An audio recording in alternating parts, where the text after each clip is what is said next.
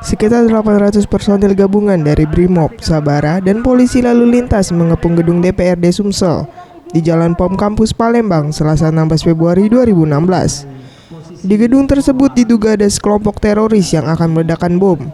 Aksi baku tembak pun terjadi antara petugas dan sejumlah teroris. Peristiwa ini membuat sejumlah warga yang melintas di sekitar wilayah tersebut gempar dan berhamburan melihat aksi dari petugas gabungan yang menyergap gedung DPRD Sumsel. Namun warga akhirnya dapat bernafas lega setelah polisi menyatakan bahwa ini adalah simulasi anti-teror yang digelar Polda Sumsel. Menurut Ismail, warga Palembang yang melihat simulasi tersebut mulanya kaget dan tidak menyangka ada suara ledakan bom. Dan kemudian datang ratusan personel kepolisian menyerbu DPRD Sumsel.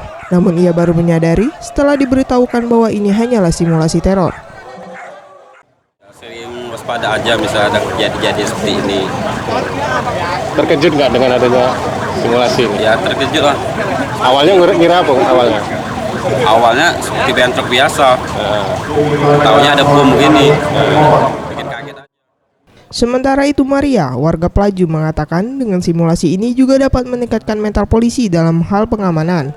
Ia berharap kota Palembang dapat selalu dalam keadaan aman dan kondusif.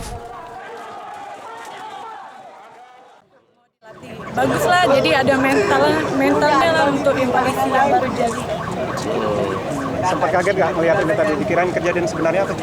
Kaget, kirain ada kejadian bom beneran yang kayak di Jakarta, tapi ternyata bukan, cuma untuk latihan mereka yang polisi baru jadi. Aksi simulasi ini juga membuat ruas jalan menuju DPRD Sumsel macet karena ditutup dan banyaknya warga yang penasaran ingin menyaksikan kejadian tersebut.